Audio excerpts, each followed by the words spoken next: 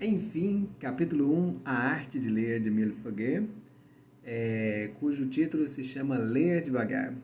Para o autor, ler devagar é a arte de ler como que na sua essência. Portanto, para se saber ler, devemos ler devagar. E lá no primeiro parágrafo, o autor já começa enfatizando isso, que para aprender a ler, abre aspas, né, é preciso primeiramente ler muito devagar. E em seguida, é preciso ler muito devagar. E assim até o último livro que for lido por nós. Ora, vejo isso não como uma regra, mas como uma consequência óbvia e direta como resultante desse esforço de compreender o autor e o texto, a obra lida. Portanto, toda vez que me esforço para compreender o que de fato está ali escrito, me perguntando sempre, é o que está escrito ou é o que eu estou pensando? É o que de fato está escrito? Esse esforço de estar sempre revendo, não permitindo a mim cair no engano da primeira impressão e não me permitindo a preguiça e sim persistindo, me esforçando para buscar a genuína compreensão do que está ali dito, já faz com que a leitura seja mais vagarosa.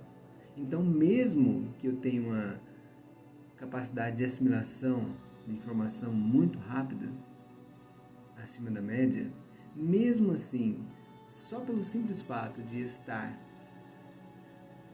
retornando, conferindo, averiguando ali se estou de fato compreendendo a obra e o autor, isso já faz com que, mesmo tendo um ritmo mais rápido de assimilação, a leitura seja mais vagarosa dentro desta realidade, de um tempo, de uma agilidade, uma perspicácia mais aguda.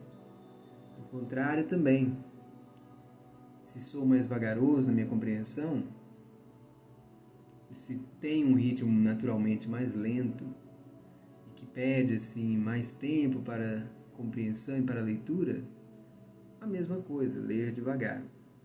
Acontece que isso é uma dinâmica, né? É muito vivo a experiência da leitura, porque ora pode ter passagens, a depender do texto, do gênero textual, passagens mais simples, ora podem ter passagens mais complexas, que pedem mais tempo. Seja como for, a regra é a mesma. Essencialmente, devemos buscar ler devagar, e não como um foco. E eu reforço, é uma observação pessoal de não ter a leitura, o ler devagar como foco. Simplesmente a noção de que isso é essencial para uma leitura de qualidade, o que implica, por sua vez, na ação de nos esforçarmos para compreender bem o autor e sua mensagem. Portanto, é uma recomendação, é um capítulo mais recomendação e observação que, enquanto fala isso, ler devagar e por que ler devagar, ele vai dando exemplos de situações cotidianas que qualquer um de nós, seja um intelectual de ponta ou uma pessoa assim começando seus estudos, engateando, estão sujeitas por precipitação a passar, né? A experimentar. E nisso eu destaco uma anedota muito até engraçada que o autor destaca aqui, que é o caso de o Causan. Causan, só está escrito Causan. E aí eu fui pesquisar no Google quem era Causan, achei Victor Causan, filósofo. Ele tem um currículo até interessante, admirável aí. Só que esse Causan pegou um texto de Pascal para ler, que tratava sobre o tiroglifo, que é um ácaro, considerado na época de Pascal, né? A época de Pascal, o menor animal do mundo. E ele pegou para ler isso aí, e numa das passagens, ele se equivocou com uma das palavras e leu da seguinte forma: nas fronteiras desse atalho para o abismo. E assim ele ficou vislumbrado nas fronteiras do atalho para o abismo. Desse atalho para o abismo. Nas fronteiras desse atalho para o abismo. E ficou meio que enamorado desse floreio, né, de palavras ali, que não fazia nenhum sentido, né? E o que o autor observou aqui, o Foguet, foi que Causan, levado pelo seu entusiasmo romântico, não se perguntou se atalho para o abismo existia, pois o que de fato estava escrito é nas fronteiras desse atalho para o átomo, o que faz mais sentido, uma vez que é um texto de Pascal, né? E assim ele reforça a importância de não termos preguiça de ler. E que a precipitação, aí vem uma provocação, característica desse autor, né? Que em vez ou outra ele está cutucando, ele é bastante espirituoso. Então, que a precipitação não passa de outra forma de preguiça. A precipitação não passa de outra forma de preguiça. Da preguiça aqui. Interessante essa cutucada, né?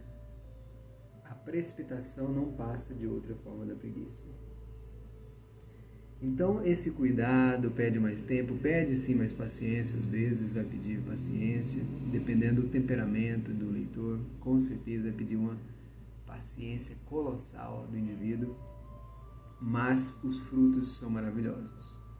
Os frutos repercutem em vários campos da vida, não fica restrito apenas ao campo das palavras e dos livros, mas tende a ressoar em outros campos da vida. O autor, logo em seguida, vem observar também já as leituras dinâmicas e quais são os seus valores para a compreensão. Será que realmente vale a pena ler com velocidade? Para o autor, ele observa que isso tem-se um mérito para aqueles que almejam ser colecionadores de ideias. Ou seja, uma pessoa que lê um livro e toma ao pé da letra o que está escrito, o que está de imediato, a mensagem mais imediata, e consegue reproduzir essa mensagem aí do jeito que está escrito. Não há uma participação deste que reproduz, que fala, nenhuma, ele não afeta, não transforma, não é transformado. É ali, do jeito que está, fala. Acontece que, para a leitura, é mais importante saber o que você de fato pensa. Você ter a capacidade, a gente como leitor, ter a capacidade de falar sobre o livro com as próprias palavras. E é melhor ainda quando conseguimos interpretar, raciocinar, intelectualizar a obra a ponto de ir além daquilo que foi lido, assim, expandindo até a nós mesmos, nossos horizontes internos. Isso, naturalmente, volto a dizer, tende a repercutir em outras áreas da vida. É preciso ler com um espírito muito atento e desconfiado da primeira impressão. É preciso ler com um espírito muito atento e desconfiado da primeira impressão. Ler devagar é a arte de ler como que na sua essência.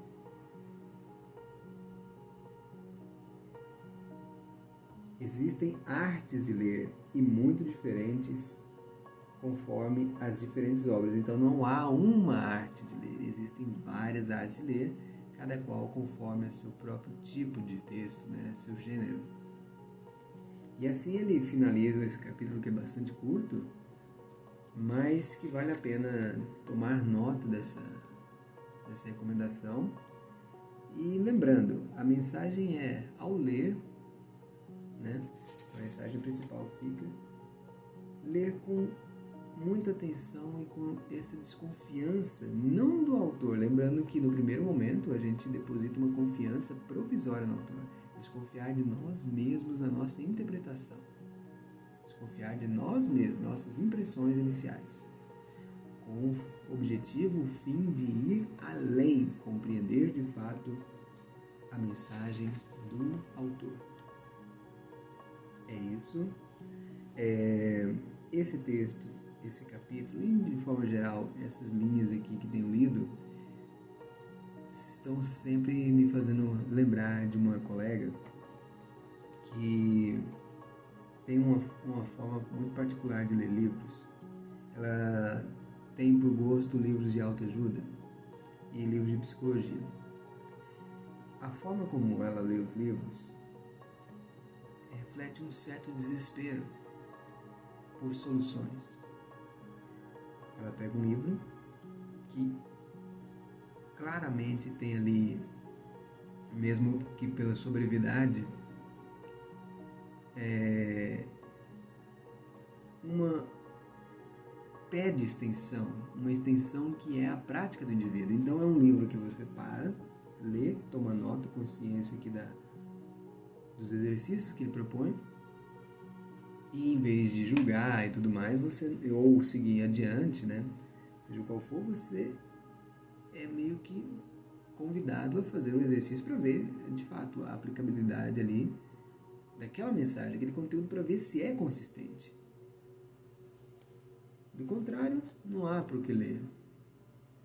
E aí a pessoa tá na ansiedade, naquele desespero e tal, e lê o livro, devora. Numa sentada só, devora, como que se eu chegar até o final, a solução vai cair dentro, vai cair sobre mim assim, pronto, resolver meus problemas. O que acontece, naturalmente, ao terminar o livro, aquela foi legal. Não atendeu a expectativa dela. A expectativa era de algo impossível. Sem um esforço pessoal, sem um trabalho pessoal e sem um tempo de maturação, uma fantasia, um delírio. E aí segue o próximo livro. O próximo livro vai resolver, o próximo livro. E aí tá lá, né? Tem uma lista já de livros, dos best-sellers, dos mais vendidos, mais recomendados. E vamos pro próximo, e sai e vai na gana assim, em cima do outro. Novamente o mesmo efeito. E parte pro próximo. Isso vira um ciclo vicioso, sem efeito benéfico algum. É apenas uma pessoa que, ao sentar, ela conversa e fala sobre o que estava escrito. Mas se eu quiser saber o que está escrito, eu mesmo vou ler o livro. Eu quero, quando converso com a pessoa, saber a própria interpretação da pessoa. Como ela foi afetada, por que ela comprou, saber isso aqui. E tudo o que diz respeito à interação dela, à absorção dela. Como ela recebeu e como aquilo afetou ela. O que ela tirou para si daquilo ali. E o que ela tirou daquilo para si prático, funcional. Porque, no final, esse gênero de livros orienta-nos formas de viver e orienta-nos exercícios, né? Para se realizar aquilo lá. O objetivo da mensagem. Como fazer amigos. Aí vai lá, como fazer amigos. Eu tenho que, então, ler. Imagino que a Oi vai dizer isso, né? E aí vai lá, eu tenho que me dispor a fazer o exercício e seguir esse exercício por um período X, repetindo várias e várias vezes para ter o maior número de amostras, experiências, né? Para depois compará-las, tirar padrões e fazer realmente um dever de casa ali consistente, com metodologia. E aí eu posso acabar encontrando uma resistência, que são meus hábitos, versus a mensagem que me é transmitida.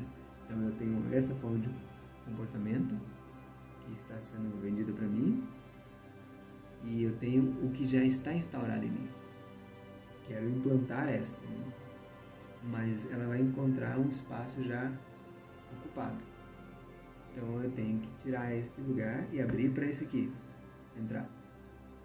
Estou, claro que ilustrando de maneira bem caricata. Mas, para fazer isso aqui, existe um trabalho. E existe outro trabalho. Pede tempo. Uma leitura de ponta a ponta não resolve. Da mesma forma, se eu pego um livro desse, A Arte de Ler, e leio ele, um livro que é pequeno, pequeno mesmo, uma brochura, e leio ele para terminar, com o intuito já de terminar e saber o que o livro está falando, para que me serviu? Só para mim saber o que tinha nele escrito. E o que eu tenho feito é realmente fazer uma leitura vagarosa, buscando a compreensão, buscando viver cada capítulo na prática, a fim de depois, posteriormente, entrar com as objeções, verificar a aplicabilidade, se funcionou bem para mim, igual esse capítulo. Esse capítulo propõe que leiamos devagar.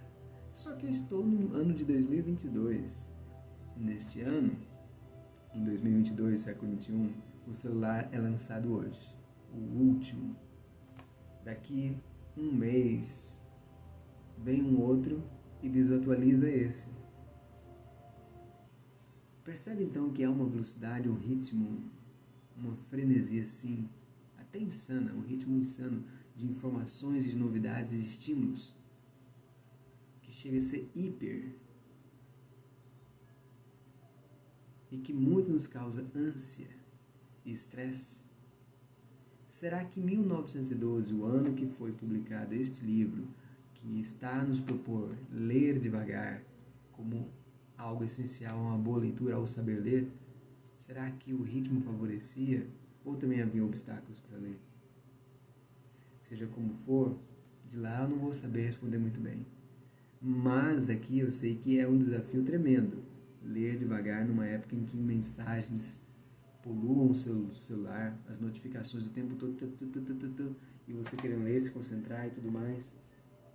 Existem vários obstáculos para a realização da leitura devagar.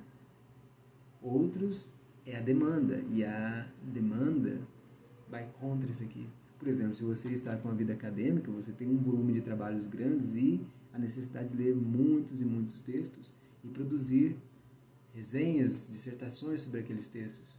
Isso pede tempo para fazer algo com qualidade. E o volume é grande. Imagina ler devagar, segundo isso aqui. Então, estou a ler de coração aberto, de mente aberta e buscando aplicar mesmo as lições aqui. Mas fica aquela pergunta, será que ler devagar hoje é aplicável na era que estamos? Em pleno ano de 2022, é aplicável para você? Será que é possível com uma organização de tempo, aprendendo a organizar o tempo ali, as atividades, as ocupações, será que é possível ler devagar? E isso realmente ser aplicável, praticável e não comprometer, ou seja, não ser contraproducente, mas algo que realmente faz a gente evoluir, assim, como leitores, evoluir nosso entendimento, nosso conhecimento. É isso, ler devagar. Ler devagar. A essência do saber ler. Fica aí essa mensagem. Abraço e é nóis. Ou como se diz por aí, é nóis.